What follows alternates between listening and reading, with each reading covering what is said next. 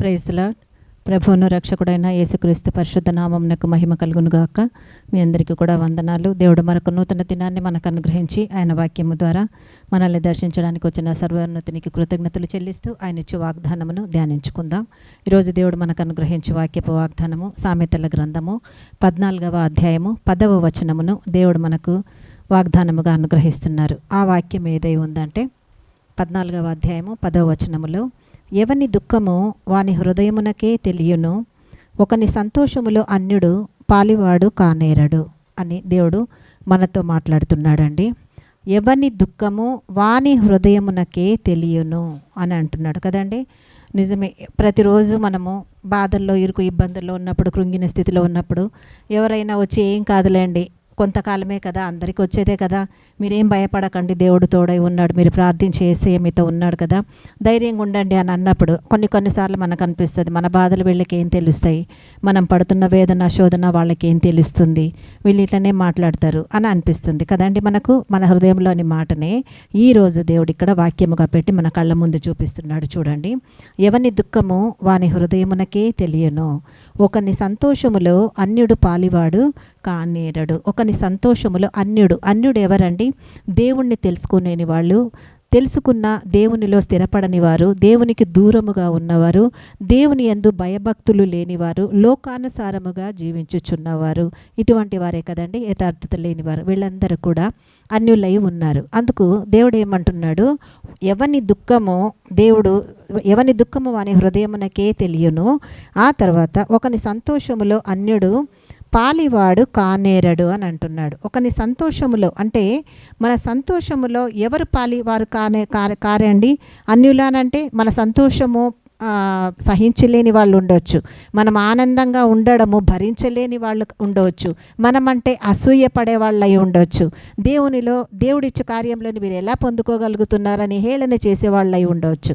అందుకే దేవుడు ఏమంటున్నాడు, ఆయన మాట్లాడుతున్న మాట, ఎవరి దుఃఖమో వాళ్ళ హృదయానికే తెలుస్తుంది. నా బాధ నాకే తెలుసు, మీ బాధలు మీకే తెలుసు, ఎవరి బాధలు వాళ్ళకే తెలుసు అండి. అందుకే ఎవని దుఃఖము వాని హృదయమునకే తెలియను అని అంటున్నాడు. ఆ తర్వాత ఒకని సంతోషములో అన్యుడు పాలివాడు కానేరడు. ఒకని సంతోషములో అంటే నా సంతోషములో నేనంటే నచ్చని వాళ్ళు, లోకానుసారముగా ఉన్నవాళ్ళు, విశ్వాసం లేని వాళ్ళు, ఏదో వెళ్తున్నామంటే వెళ్తున్నాం, వస్తున్నామంటే వస్తున్నాం, ఉన్నామంటే ఉంటున్నాం అని అనుకుంటున్న వాళ్లకు ఏమైపోయిందండి? నా సంతోషము వారికి ఏమైపోయింది?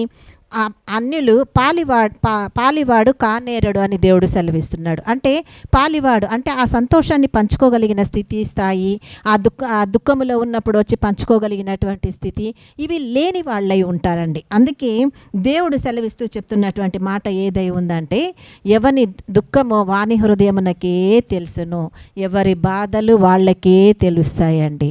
అంతేకాని పక్క వాళ్ళకి అది వినోదంగా కావచ్చు, లేక అదొక టైంపాస్ కావచ్చు, లేకుంటే అదేదో ఒక ఇహలోకపరమైన ఒక ఆనందం కావచ్చు అండి. కానీ దేవుడు సెలవిస్తున్నాడు, ఎవని దుఃఖము వాని హృదయమునకే తెలియను. కానీ నువ్వు గ్రహించాల్సింది, నీ దుఃఖము నీకు కాకుండా నిన్ను సృష్టించిన నీ దేవుడికి కూడా తెలుస్తుంది. నువ్వు గ్రహించాల్సింది, ఈరోజు నీకు కంటికి కనిపించే నీ పిల్లలే కావచ్చు, నీ భర్తే కావచ్చు, నీ కుటుంబంలోని వారి కావచ్చు, నీ స్నేహితులు కావచ్చు, నీ బంధువులు కావచ్చు, ఎవరికైనా నీ దుఃఖం పట్టకపోయి ఉండవచ్చు అమ్మా. నువ్వు బాధపడుతుంటే ఎగతాళి చేస్తుండవచ్చు, ప్రార్థన అంటారు, దేవునిలోనే ఉంటారు, యేసయ్యా అని అంటారు. ఏమైపోయింది? వాళ్ళ యేసయ్య వచ్చి ఏం చేశాడని నిన్ను ఎగతాళి చేసేవాళ్ళు ఉన్నారేమో. అయినా నీ దుఃఖాన్ని నువ్వు సహిస్తూ మోస్తూ ఆ భారమంతా దేవునికి అప్పగించుకుంటూ ప్రార్థన చేస్తున్న ప్రియ సహోదరి, నీతో దేవుడు మాట్లాడుతున్నాడు, ఎవరి దుఃఖము వారి హృదయానికే తెలుస్తుంది.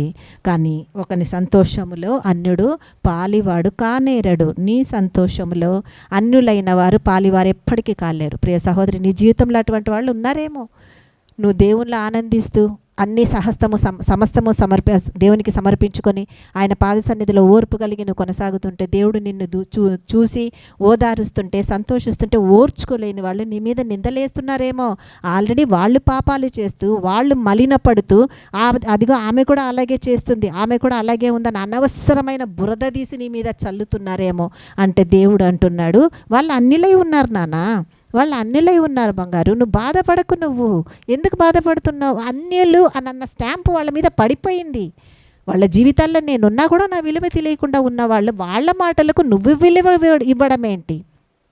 కానీ నీ దుఃఖాన్ని చూస్తున్న దేవుడను, నువ్వు దుఃఖపడుతుంటే నీ హృదయాన్ని చూస్తున్న పరలోక తండ్రిని, నేను నీకు తోడై ఉండాల్సింది నేనే నిన్ను ఆశీర్వదిస్తా.